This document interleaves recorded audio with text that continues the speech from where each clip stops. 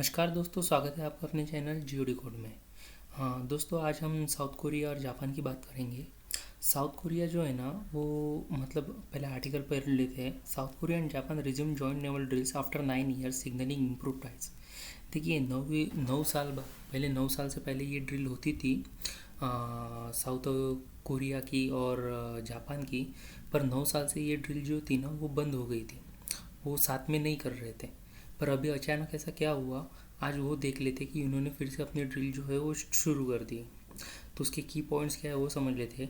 Resumption of drills. South Korea and Japan have agreed to resume their joint naval research and rescue exercise SAREX, जिसको SAREX कहा जाता है। उस drill का जो नाम है उन्होंने उसको सैरेक्स बोला है। For the first time in 9 years, marking a symbolic step in improving military cooperation between the two countries. Background and significance. The exercise, last held in 2017, had been suspended amid diplomatic and military tension, including disputes over Japan planned displays of controversial Rising Sun flag and 2018 radar incident, which damped bilateral relations. Border cooperation. In addition to the drill, defense officials from both nations agreed to strengthen regular ministerial visits and communication channel and explore collaboration in areas like artificial intelligence and other advanced military technologies. देखिए दोस्तों, ये पहले 9 साल पहले ये drill होती थी वो होती थी। आज यूँ अभी 9 साल बाद 2017 के बाद ये पहली बार हो रही है। इनका कहना है कि ये रिलेशंस जो है वो मजबूत करना चाहते हैं फिर से, और कॉरपोरेशन करना चाहते हैं इनकी। जो हालांकि दोनों देशों के जो मिनिस्टर है उन्होंने बात करके ये बात को बताया, पर अचानक ऐसा क्या हुआ कि इनको ये डील करना ज़रूरी पड़ रहा है। देखिए अब मैप में समझ लेते हैं। मैप में देखिए साउथ कोरिया और जापान जो है ना, तो उनको साउथ कोरिया को खतरा है नॉर्थ कोरिया से, और जापान को खतरा है चाइना से। साउथ कोरिया मतलब देखिए साउथ कोरिया जो है, नॉर्थ कोरिया जो है ना, नॉर्थ कोरिया एक न्यूक्लियर वेपन कंट्री है। तो वो हमेशा जो अपनी मिसाइल का परीक्षण रहता है, जो टेस्ट रहता है वो करता है ना, तो वो बहुत बार उनके मिसाइल जो है ना, बैलिस्टिक मिसाइल्स हुए या जो भी और तरह के मिसाइल्स हुए, तो वो साउथ कोरिया के रडार में बहुत बार आते हैं। तो इस वजह से उनको बहुत ज़्यादा खतरा है। और दूसरी बात, किम जोंग उन वहाँ पे नॉर्थ कोरिया में तो डिक्टेटरशिप है। तो उन्होंने हाँ कह दिया है कि जैसा कि मतलब वो साउथ कोरिया को मतलब अपना पार्ट बनाना चाहते हैं, क्योंकि नॉर्थ कोरिया और साउथ कोरिया ये अभी अलग अलग है। पहले तो एक ही देश था ना, कोरिया ही था ना, ये बाद में अलग अलग हुए। साउथ कोरिया जो है ना वो प्रो अमेरिका देश है। तो इस वजह से भी किम जोंग उनको वहाँ पे बहुत ज़्यादा चिढ़ है। नॉर्थ कोरिया को सपोर्ट करता है चाइना बहुत ज़्यादा। रशिया भी करता है पर चाइना भी करता है। नॉर्थ कोरिया जो दुनिया से अलग थलग पड़ा हुआ है, उस पर सबसे ज़्यादा सैंक्शंस है, ये सब कुछ है। तो उनको जो भी मदद चाहिए, जो भी सप्लाई चाहिए, वो ज़्यादातर चाइना कर देता है। तो किम जोंग उन जो है ना वो चाइना के बहुत क्लोज है।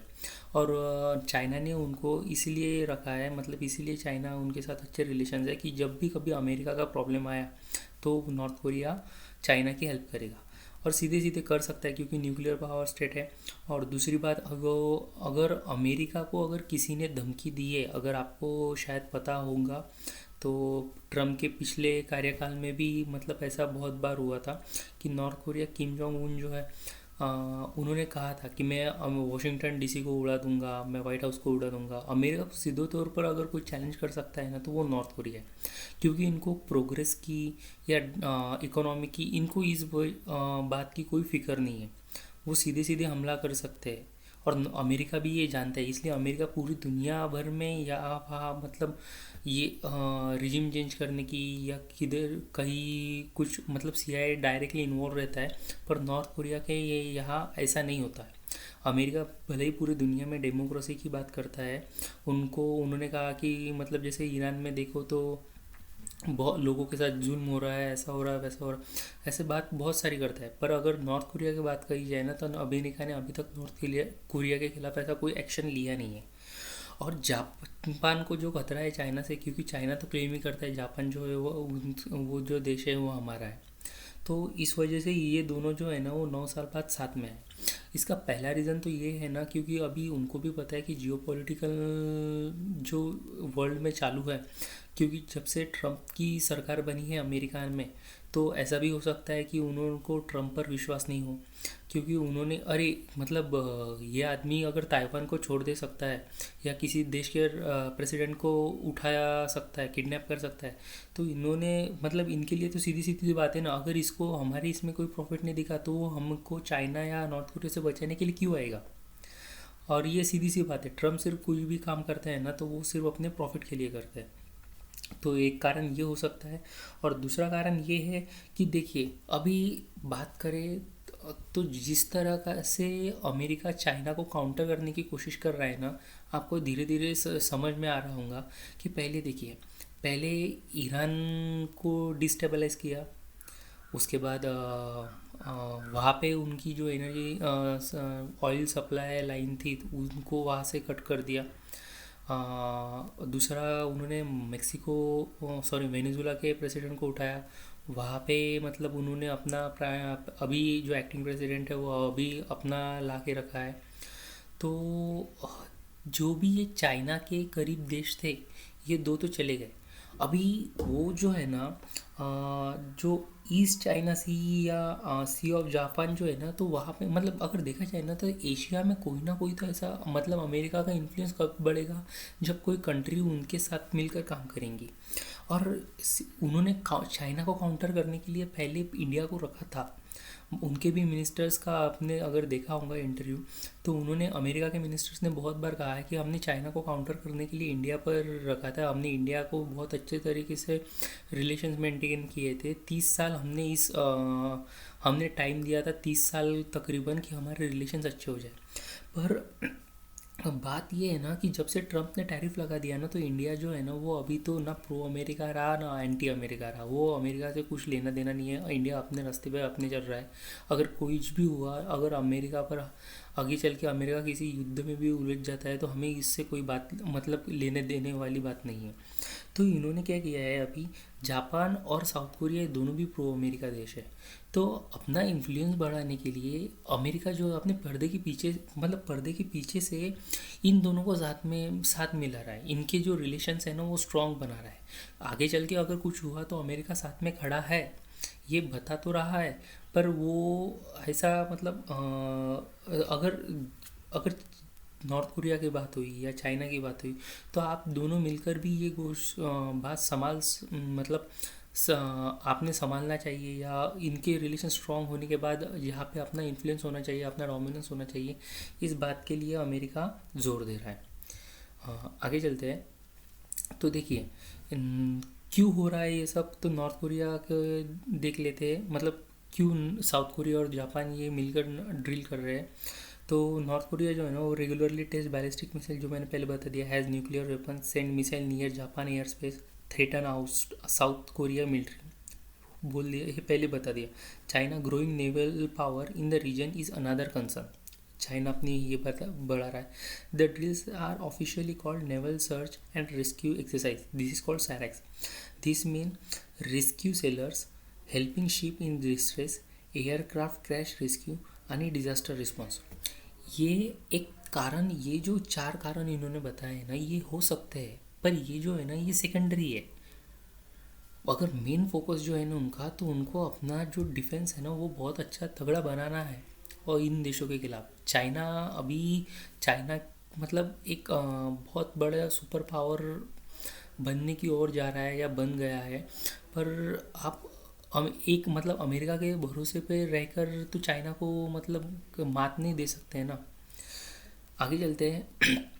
Ounce tight rope, daily Israel attacks and Hezbollah refusal to disarm. पहले आर्टिकल पढ़ लेते हैं। Ongoing Israel attack despite this ceasefire, since the ceasefire on November 27, 2024, Israel has continued nearly daily strikes across southern Lebanon and the Bekaa Valley, often targeting areas it says are linked to Hezbollah. Israel has also maintained force in parts of southern Lebanon. Actions in many Lebanese as a continued violation of the truce. Hezbollah refuses to disarm.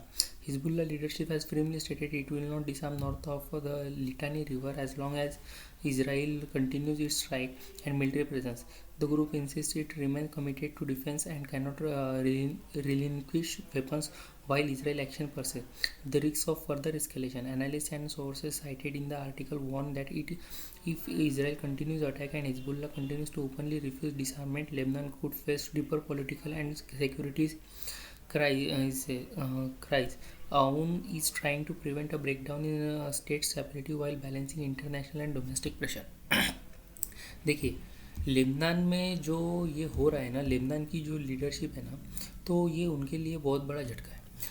क्योंकि क्या है ना, जो 27 नवंबर 2024 को ये तो truce हुआ था ना, ये तो मतलब बात हो गई थी ना कि अगर आज के बाद इजराइल जो है वो लेबनान पर अटैक नहीं करेगा।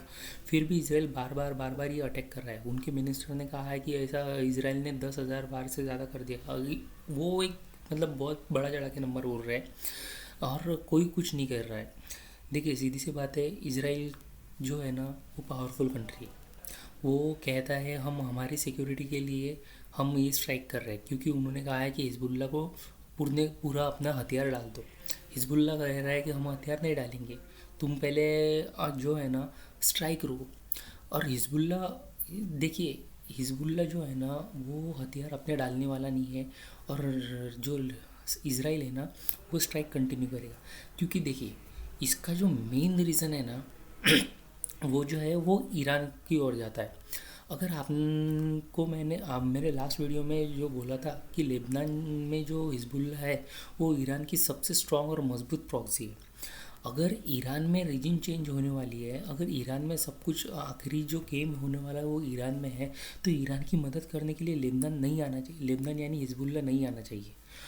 तो इस वजह से इजराइल जो है ना वो बार बार हिजबुल्ला पर अटैक कर रहा है और उनकी जो लीडरशिप है, उनके जो लोग हैं वो मारे जा रहे हैं।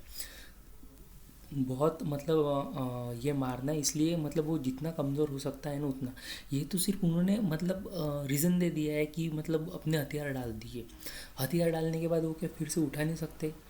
वो फिर से अटैक नहीं करेंगे? कर सकते हैं इसराइल पर इसराइल जो है ना इस प्रॉब्लम को है ना परमानेंट सॉल्व करना चाहता है। क्योंकि उनको पता है कि ईरान ही इनका मतलब इनका जो सपोर्ट सिस्टम है वो ईरान है। अगर ईरान को ही मतलब हमने वहाँ पे रिजीम चेंज कर दिया, अगर ईरान को ही हमने हरा दिया तो ये भी मतलब हार जाएंगे। पर अगर ईरान को हराने के लिए पहले इनको जो है ना इनको कमज़ोर करना बहुत ज़्यादा ज़रूरी है। ये इनकी ऐसी हालत करेगा इजराइल, अभी तो ये मतलब शुरुआत है, और भी आगे चल के जो इनके जो स्ट्राइक्स है वो बढ़ सकते हैं। और वो गिन के जहाँ पे उनके वेपन्स रखे जाते हैं, जहाँ पे उनकी लीडरशिप है, इजराइल सीधे सीधे स्ट्राइक कर रहा है। तो ये इसलिए कर रहा है कि आगे चल के जो भी मतलब ईरान में जो भी आगे चल के कार्रवाई हो, इसमें हिजबुल्ला ने एंटर नहीं करना चाहिए, हिजबुल्ला का इसमें कोई भी रोल होना नहीं चाहिए इस वजह से। तो ठीक है, आज के लिए इतना ही। अगर ये वीडियो आपको पसंद आया है तो please like, share and subscribe my channel. Thank you so much.